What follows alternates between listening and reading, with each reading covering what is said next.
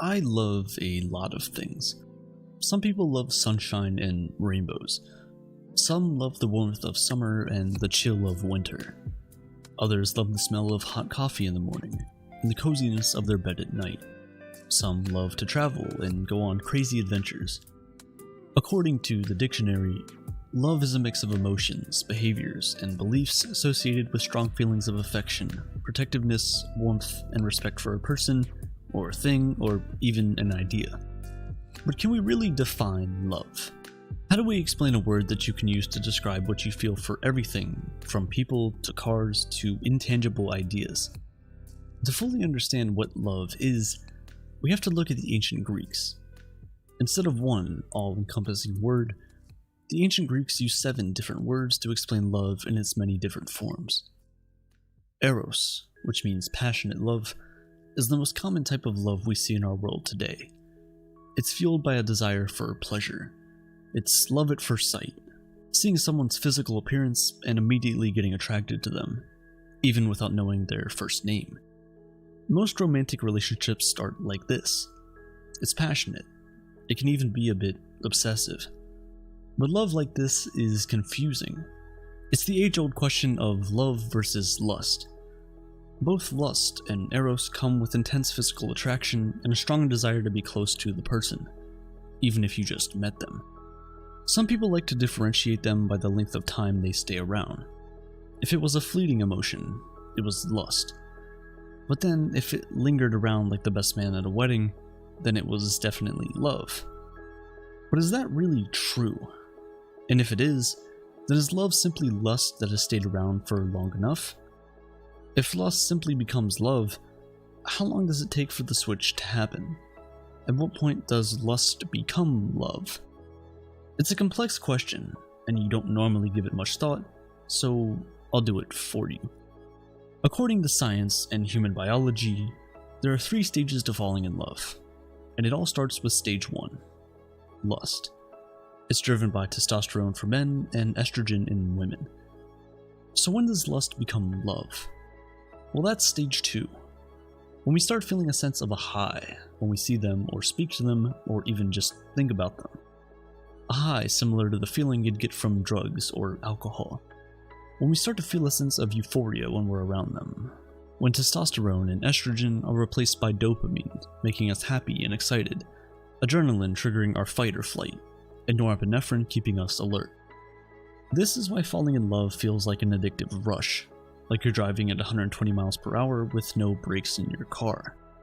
Your palms are sweaty, your knees are weak, and your arms are heavy. Your heart is racing. Love is this feeling. Sometimes love doesn't start with lust. It starts with friendship. Knowing someone well enough that you can predict their reaction to every situation. Love is intimacy. It's authentic. It's kind. It's warm. It's encouraging. Love is the best friend you've known since you were a child. It's always wanting the best for the other person. Selfless goodwill. In today's world, philia is dying. We have millions of followers and subscribers, but very few friends. We have a multitude of people seeing the perfect view of our lives, everything we want them to see, but no one who is welcome to see what's behind the curtains. Philia is a sense of camaraderie. It's calling someone brother or sister, even when they're not related to you by blood. Love is loyalty, sacrifice, and vulnerability. Love is a choice. Love is not always serious. Love is not always permanent. And when it's fleeting, love is not always lust. Ludus describes a love that is built on infatuation, flirtation, and fun. Sometimes love is simply having a crush on someone and acting on it. It's going out for drinks with a friend and acting like a romantic couple for the night only. It's random kids pushing each other on swings in the playground, basking in that joy that their friends are having alongside them.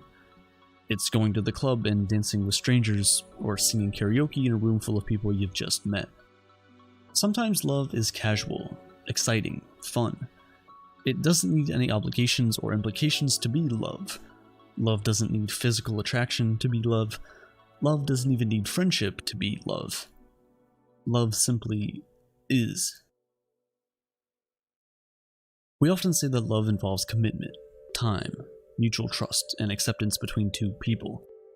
But is that really the case?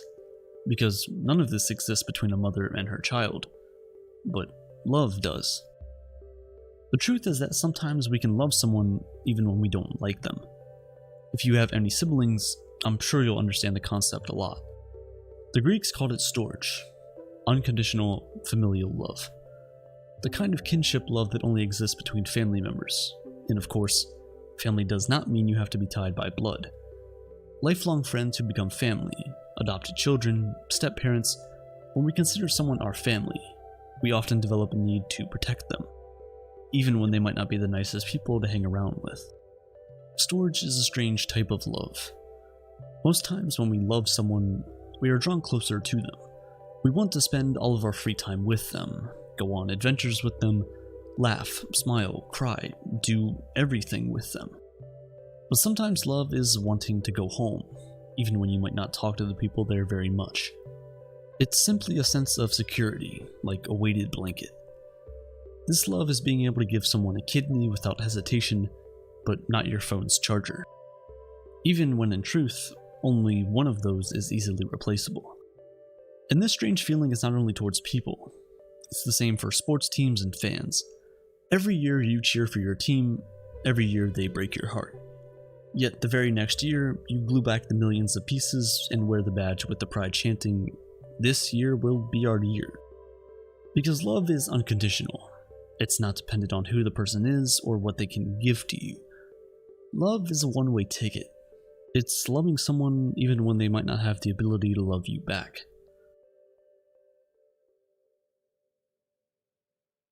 Aristotle once said, "All friendly feelings for others are an extension of a man's feelings for himself." If you don't love yourself, you can never truly love others. This is why philautia, the love of oneself, is something we shouldn't take for granted. Love is not just what you can do for others, it's also what you can do for you. So go out and give yourself a treat once in a while. You don't have to have achieved anything or crossed any milestone before you celebrate yourself. Just like others don't necessarily have to do anything before you love them, you don't either. Love is when you can stop comparing yourself to others, when you forgive yourself for your past mistakes and stop judging yourself for things that are beyond your control.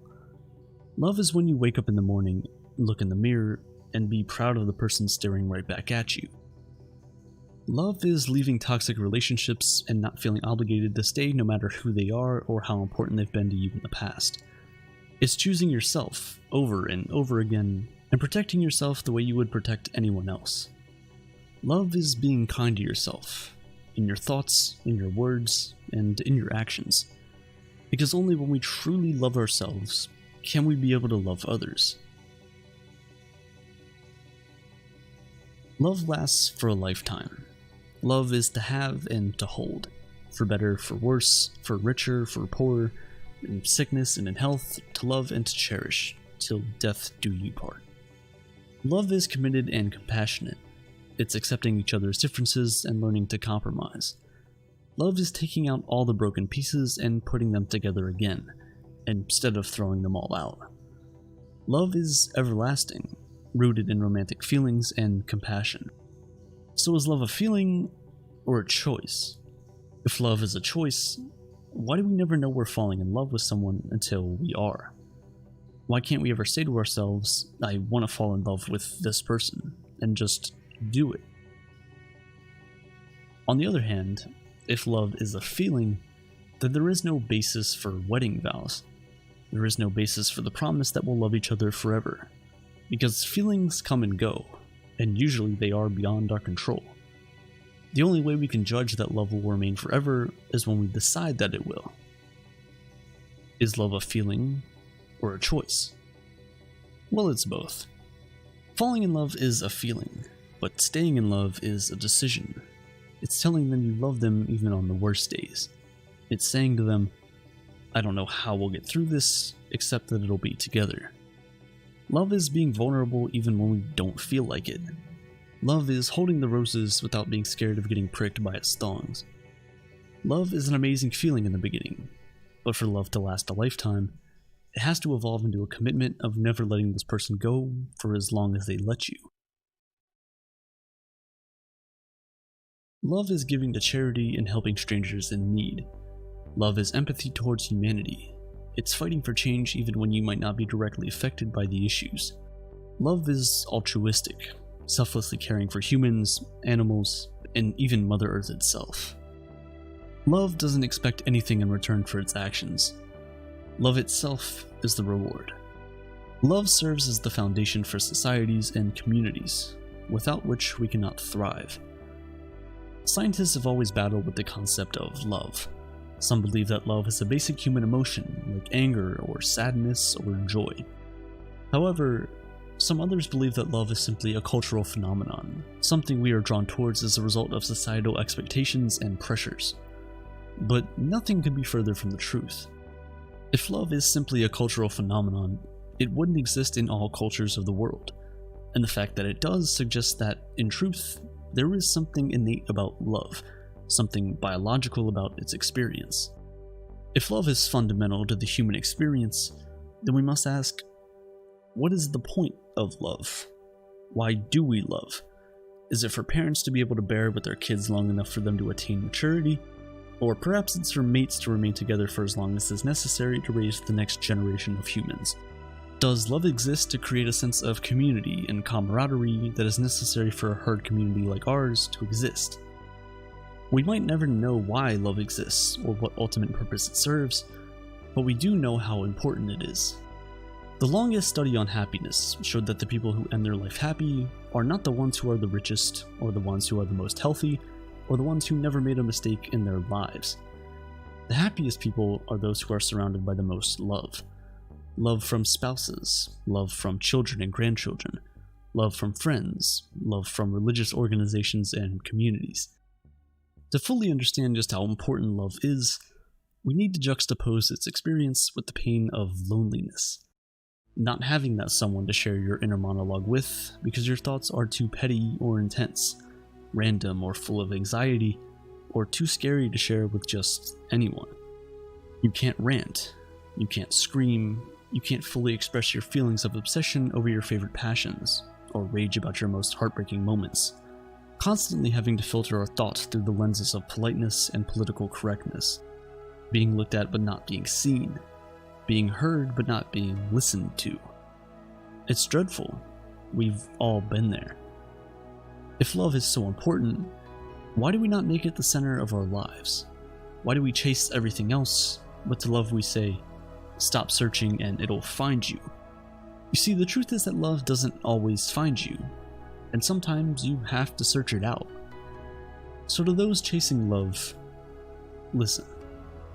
In Plato's dialogue, The Symposium, Aristophanes the playwright explains love the way many of us chasing love think of it. In the beginning, humans were all androgynous, with double the parts we have now, including two faces turned in opposite directions. This physical form made humans so powerful that they became a threat to the gods. So Zeus cut them in two, one male and one female. And since every human has longed to be rejoined with their other half, like two pieces of a puzzle, two halves of a whole.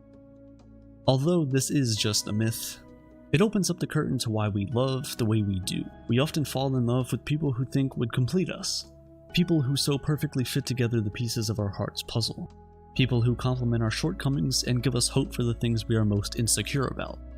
We love in part with the hope of completion.